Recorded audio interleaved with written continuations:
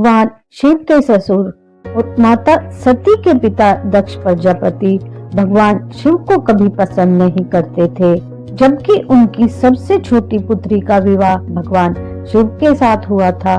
महादेव से तो तीनों लोकों में किसी का वैर भाव नहीं है, यहाँ तक कि दैत्य भी महादेव को अपना आराध्य मानते हैं। तो क्या वजह थी कि प्रजापति दक्ष भगवान शिव को पसंद नहीं करते थे और वैर भाव रखते थे? कौन थे राजा दक्ष प्रजापति? पौराणिक मान्यताओं के अनुसार ब्रह्मा जी के मानस पुत्र के रूप में राजा दक्ष का जन्म हुआ था। दक्ष प्रजापति का विवाह प्रसूति से हुआ था। भगवान विष्णु के परम भक्त राजा दक्ष की 16 पुत्रियां थी, जिसमें सबसे छोटी पुत्री का नाम सती था। सती भगवान शिव को अपने पति रूप में पाने के लिए कठोर तपस्या करती रही थी और यह बात राजा दक्ष को बिल्कुल भी पसंद नहीं थी। वो भगवान शिव को अघोरी, शमशानवासी, कुलहीन या जिसके कुल का पता ना हो ऐसा मानते थे। राजा दक्ष अपने राज्य में भगवान शिव का नाम जो भी लेता था उससे वे क्रोधित हो उठते थे। पौराणिक कथाओं के अनुसार राजा दक्ष और भगवान शिव के बीच कटुता के 3 कारण बताए जाते हैं। एक कथा के अनुसार प्रारंभ में ब्रह्मा जी के 5 सिर थे। ब्रह्मा जी के 3 सिर हमेशा से वेद पाठ किया करते थे, लेकिन उनके 2 सिर वेद को भला बुरा कहा करते थे। इस आदत से भगवान शिव को हमेशा गुस्सा आता रहता था और फिर एक दिन इससे नाराज होकर उन्होंने ब्रह्मा जी के 5वें सिर को काट दिया। दक्ष प्रजापति अपने पिता ब्रह्मा के सिर को काटने की वजह से शिव जी पर क्रोधित रहते थे। राजा दक्ष सती के योग्य शिव जी को नहीं मानते थे। दूसरे मत के अनुसार पार्वती जी ने सती के रूप में राजा दक्ष के यहाँ जन्म लिया था। सती के रूप में माता पार्वती भगवान शिव से ही विवाह करना चाहती थी, लेकिन सती के पिता राजा दक्ष को लगता था कि भगवान शिव माता सती के योग्य नहीं है। इस कारण से जब सती के विवाह के लिए उन्होंने अपने राज्य में स्वयंवर का आयोजन किया था तो उसमें भगवान शिव को निमंत्रण नहीं दिया था।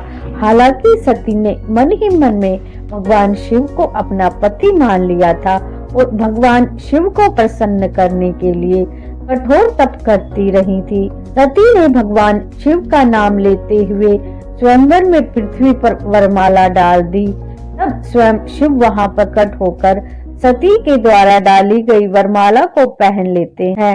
इसके बाद शिव जी ने सती को अपनी पत्नी स्वीकार कर वहां से चल देते हैं। यह बात राजा दक्ष को पसंद नहीं आई कि उनकी इच्छा के विपरीत सती का विवाह भगवान शिव के साथ हुआ। दक्ष के सामने भगवान शिव का नहीं उठना। प्रचलित कथाओं के अनुसार एक बार एक यज्ञ का आयोजन किया गया था, जहां पर सभी देवी देवता पहुंचे थे।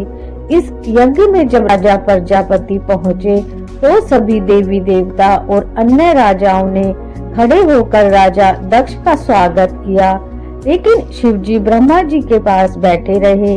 तब इसको देखते हुए राजा दक्ष ने इसे अपमान समझा और कहा कि ब्रह्मा जी तो पिता है, कोई बात नहीं, लेकिन शिव तो मेरे दामाद है, और शिव के प्रति कई तरह के अपमानजनक शब्दों का इस्तेमाल किया।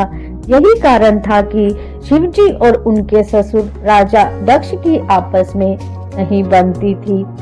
यज्ञ में शिव को नहीं बुलाना।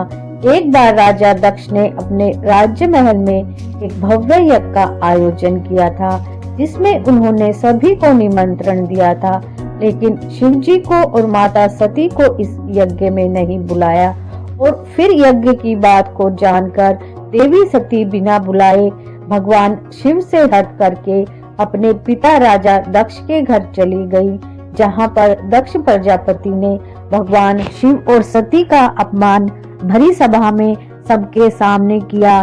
तब सती अपने पति भोलेनाथ के अपमान को सह नहीं सकी और यज्ञ स्थल पर जल रही अग्नि में कूदकर स्वयं को भस्म कर लिया। शिवजी का तांडव करना जब भगवान शिव को सती के भस्म होने का समाचार मिला तो वे क्रोधित होकर यज्ञ स्थल पर पहुंचकर सती के अवशेषों को लेकर तांडव करने लगे। भगवान शिव ने तब वीरभद्र को उत्पन्न करके यज्ञ स्थल में मौजूद सभी को दंड देते हुए राजा दक्ष का सिर काट डाला। बाद में ब्रह्मा के द्वारा प्रार्थना करने पर शिव जी ने दक्ष प्रजापति के सिर के बदले घोड़े का सिर प्रदान करके यज्ञ को पूरा किया। इसके बाद दक्ष प्रजापति ने भगवान शिव से क्षमा याचना की और यज्ञ को पूरा किया। ऐसा कहा जाता है कि कोई भी नेक कार्य अगर अच्छी भावना के साथ ना किया जाए तो उसका फल नहीं मिलता। आपका इस विषय में क्या कहना है, कमेंट कर बताएं। वीडियो को लाइक शेयर करें। कमेंट बॉक्स में हर हर महादेव अवश्य लिखें।